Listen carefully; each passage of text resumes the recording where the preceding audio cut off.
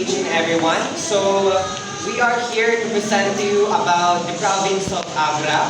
But before that, before we proceed to our formal discussion, allow us first to introduce ourselves. So, I am Francisco Candelario Jr. I am Katrina L. Felipe. I am Jonathan Bordali. I am Selma Tanya Taboy. And I am Rosea Sago. And we are Nakatipon. So, as you can see here in our first page, guys, this is the official seal or official logo of province of Abra. Yes. And I need yung report. Yes, yung pagkakasunod-sunod ng yes. Nandito na rin ma'am sa may Yes. Andyan. Apo kami. You need to submit your ERB to me, not in the GISA. Yes. Because I need that for So can I leave you now? Please behave, yes? Hindi ma'am. Nakalak po ang yung door. Open. Nakalak po ma'am. So, our first topic is lesson 1, the settlements and territories. G? With the name. I would be the one to discuss. Where is it? Abra. Where does the Abra word came from? It came from the Spanish word abre, which point, pass, bridge, or opening, or in Tagalog is bukana. It is first used by the Spaniard as Rio Grande de Abra to refer to the area of the Banana where the Abra River extended into the West Philippines. So noon, hindi pa Abra talaga ang tawag dito, kundi Rio Grande de Abra. During the Spanish colonization, it was established as a political military province in 1846, with Lepanto as its sub-province. But resistance from indigenous peoples remained strong, especially from the Afghan tribes led by India. It became a province in March 9, 1917. Ngunit bago pa no March 9, meron munang unang part na naging province ang Abra, kung saan dito ay parte siya ng Ilocos Sur para masolbaran yung problema nila sa financial. It is enclosed with the towering mountain ranges of the Ilocos in the west and the Cordillera in the east.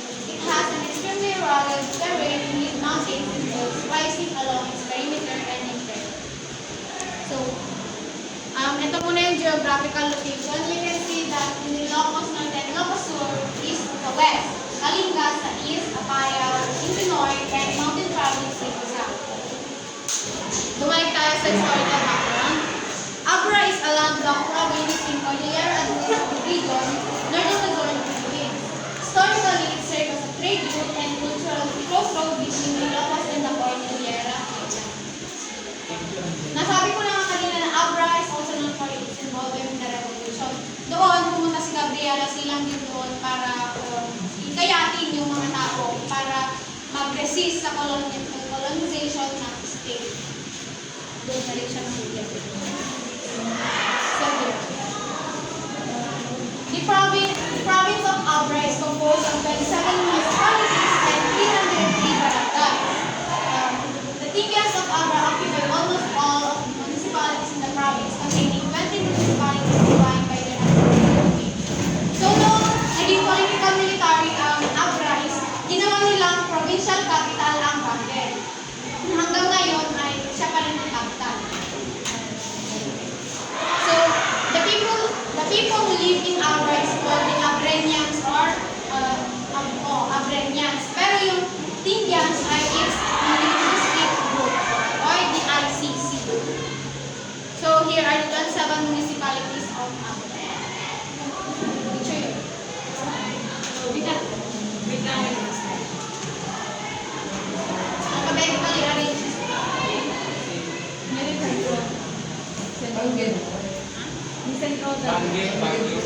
Wait ba? Di kayo gundungag? Bangen, the provincial capital. Pero kanya to. Sino yung ito?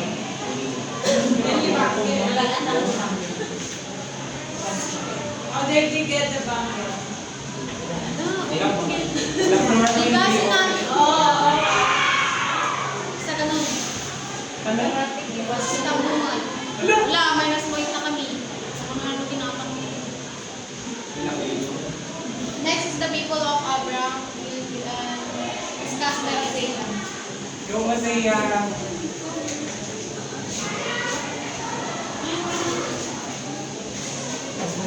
So, people of Abra. The word Indian is derived from the word Indi, a Malay term that means mountain dweller, or people of the mountains. It also refers to the people who retreated to the Abra Valley and its highland.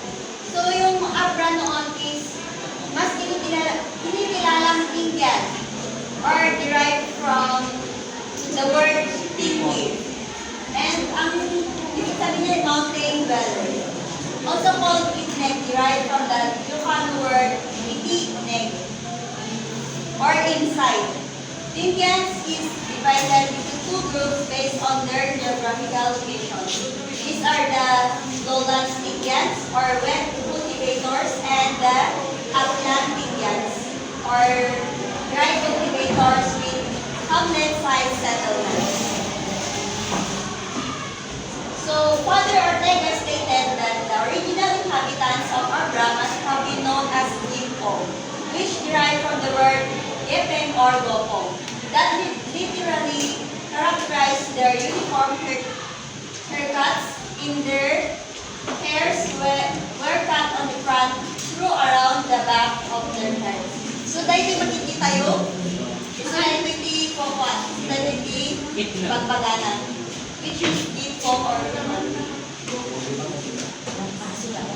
So, these are the Indians' geography. And ito yung upland at ito yung lowland.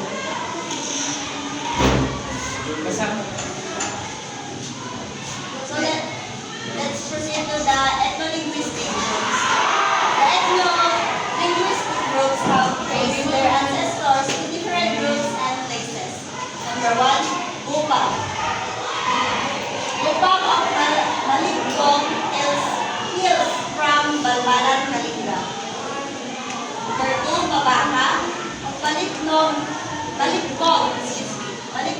and some barangays of Lakub track their ancestry from Mabaka, Kalinga. Number 3, the Banaw Bani of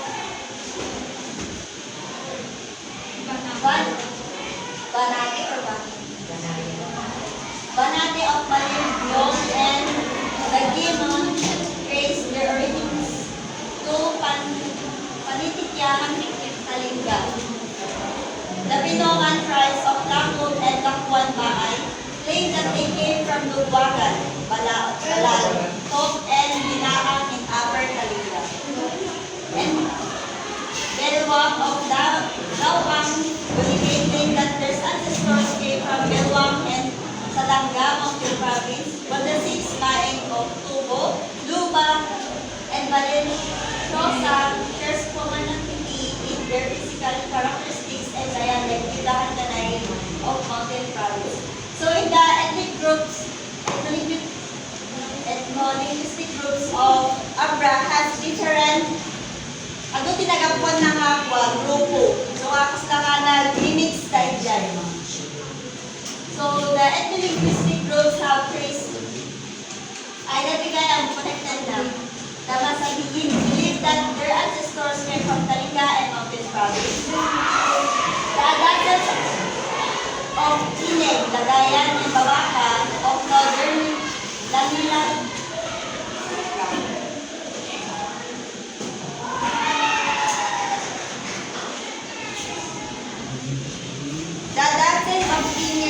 Lagayan, and Mabaka of Northern Lamilan are believed to have came down from Conerapayo due to similarity of their dialect with Islam. The Paratok of Barangay Akiti, Ilong Olaw, and Danak of Bolinay came from Balatok, Kalinga. The Inlaod or Ilaw, with the biggest population, are believed to have from the Tamag, Bigan, and the interior towns of Ilocos Sur, and who followed upstream the Upper River and settled in the new areas.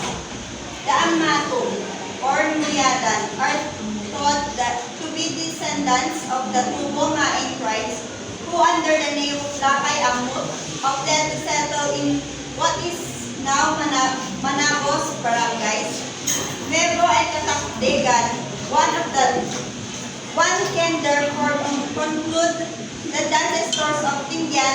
the Abra, passing through the boundaries in search of peaceful place, fertile lands, and hunting grounds. So these are the ethno-linguistic groups of the Abra.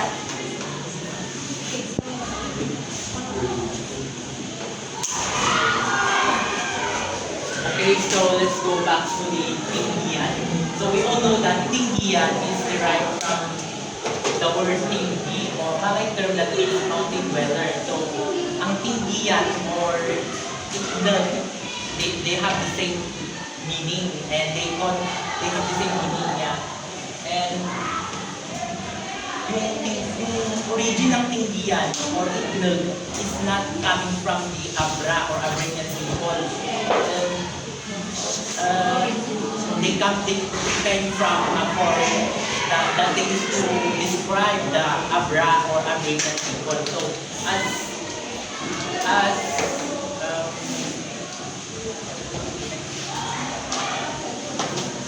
as Father Ortega stated that he conducted an interview, stated that yung Gimbong daw is ito talaga yung panag ito yung Gimbong na ito talaga yung localist na term na panag yung identity nila, pero yung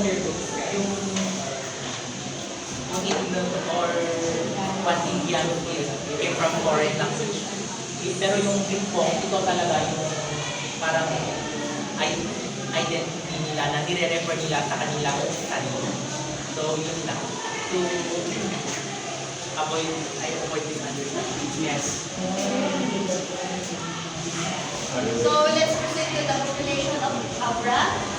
As of the 2020 census, Abra has a population of roughly 250,000. The Ilocanos make up the majority, but a significant portion of the population still identifies with their indigenous Indian roots. The population is spread across 27 municipalities and 303 barangays. So ito yung population ng Abra noong 2020. 2020 pa lang to. Hindi lang natin alam kung madagdagan pa ngayong 2025.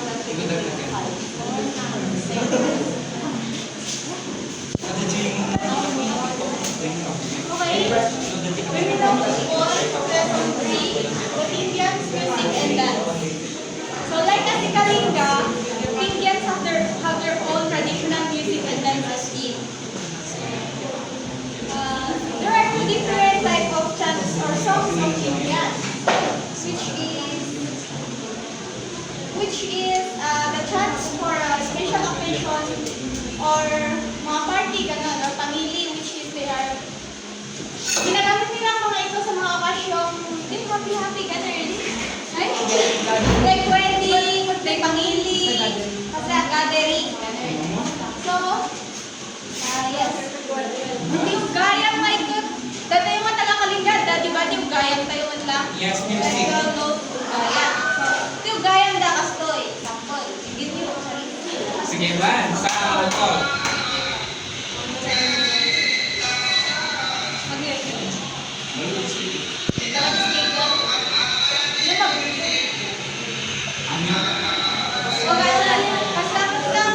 Kaslamat lang kayo yung gayang tayo nga taga-kalengga, which is amo tayo ba't aming nga kadwa ni Jay tagito'y tingyan. So ngayon nagapo dito yung kalengga mo lang, di ba? Hindi ko ata tinatay.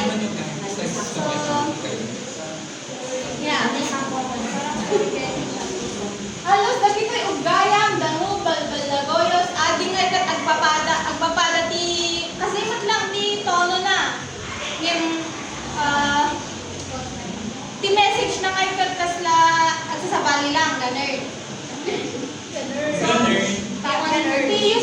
Usually nga ni dagito yung gaya mo ikat kasla ramidon na nga pangpatalastas during gatherings, like lumalpas si Tado or lumalpas si Tado tapno maka-rest day gang sa ikat what ikwada di ay gaya or happy.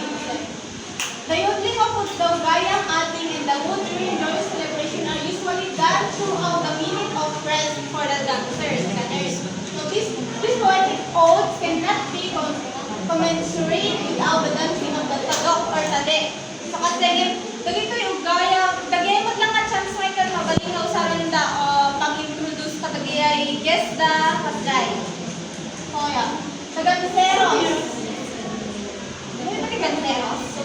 equipped with dogs per capita. Wan, dagitoy gangseros awag na dagiyay ang kwatsi ikon at gangsa. So lalakay, dagay chance gama diyay, ay pati qualified na air driver at kanta ijay. Pero dagitoy lalakay, mas syempre nung sudag kanta ngay kat mas like talenta mo ganun din feelings ganun. Hindi kami ading ko ng ading. Ating ngay kat kasama lang na yung gaya. So dahil din kami sa pero yung first is yung ating ganun. Fine. I won.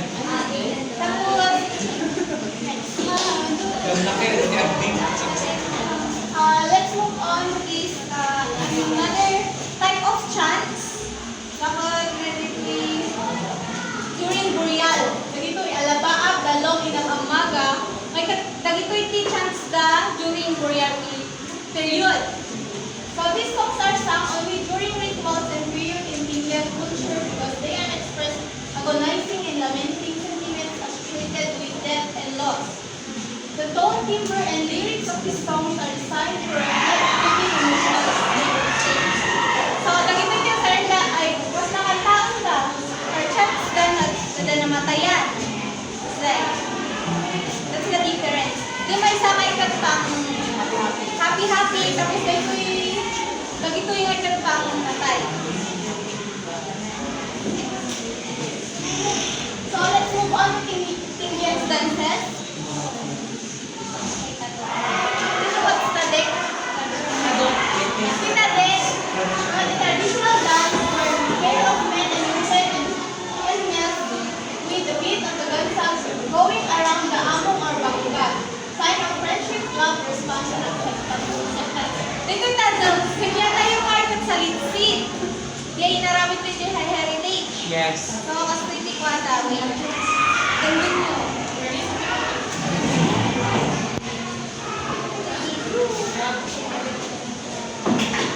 Guys, Ito.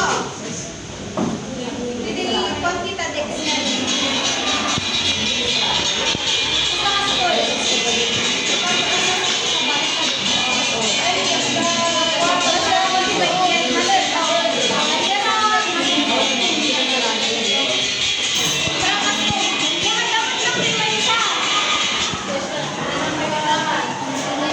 then na. Mabuli mo na kasi ko itadok. Nadabasan itadok. Kaya damay ko sa litip. Kanya lang yun. Sa litip. Di ba ako tayo amin sa masalagi itadok? Or sa litip? So emotionally, the man will take a few rapid steps toward the woman who exaggerated high action and much stamping on feet. Or he will dance backward and few steps. Di ba ako tayo? Sample. Ako tayo, di ba tinatalaman ng heritage? Basta di ay lang.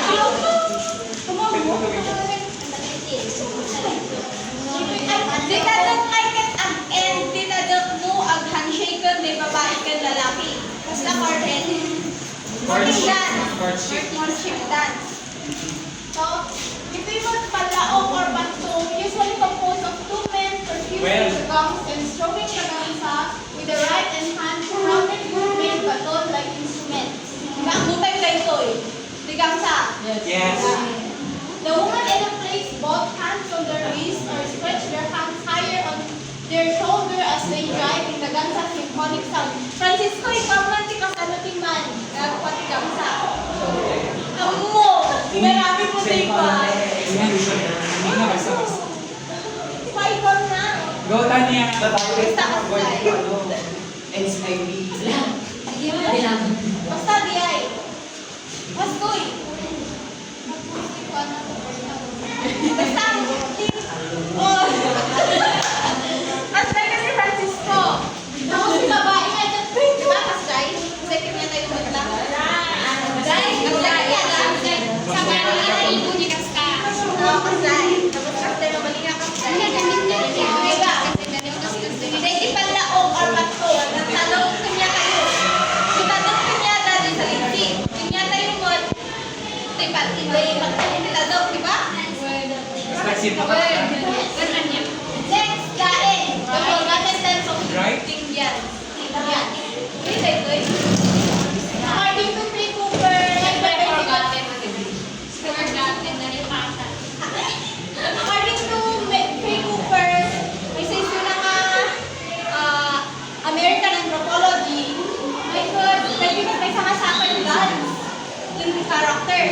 Dahil ko nurabi, dalang nga, salaon, or arapin sa'yo.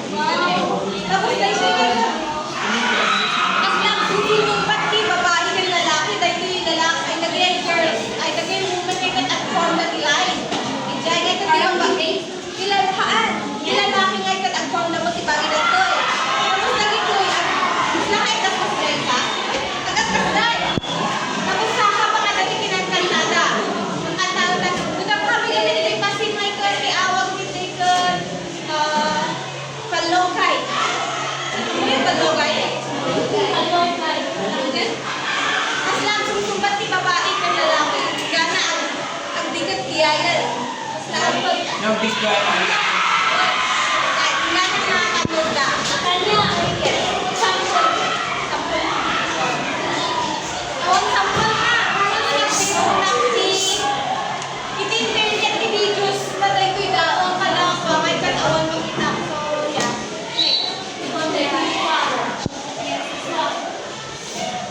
So, dumawag naman tayo dito sa cosmology, values, equality, and living and equality abra. Lincoln's child birthing and child rearing practices. Dawa, or Jemaing tribe. Ceremony for couples long without children, involving Thanksgiving or Benas, dancing, baliwes, tadek, dagat. Ito yung mga ginagawa nila para magbigay ng ceremony sa matagal, para kadagin nila couples nga ang may nagkapaanak. Prayers or paliwat, animal sacrifices, and offerings to ancestors.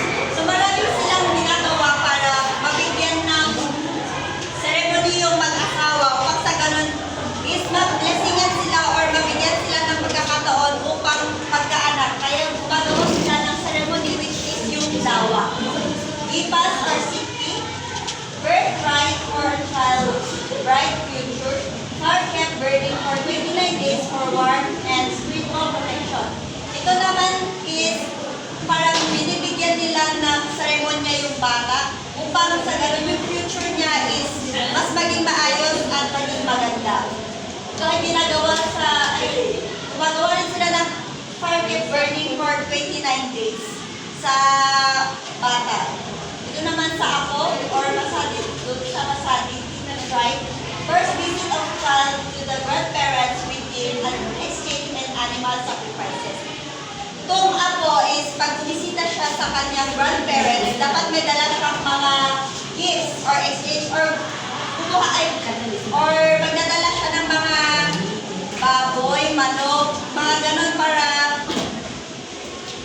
para ibigay sa kanyang grandparents or animal sacrifices sabi doon. Longgos, confirmation right after a man to strengthen the child.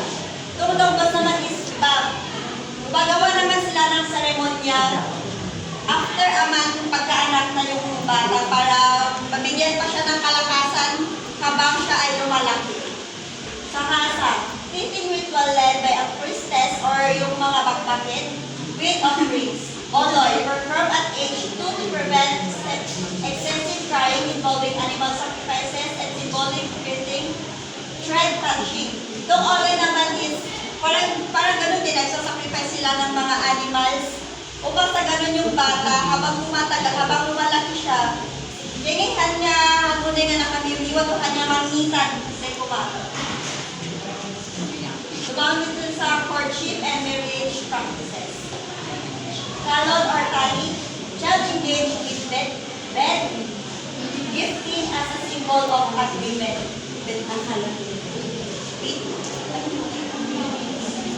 Itong child engagement with bed, gifting as a symbol of agreement. Ito naman is yung parang, yung mga kita tayo. Binbongor. Lahat yung tinatikas dahil, tapos lang engagement na jay asawa na pagpupunta na yun na agree na asawa na. Jay gifting. Singing or dialogue. Adult engaged equal with formal agreements, gift and written record. Ito naman yung mga walang usual like Arabic niya, kapanda ang dumayo.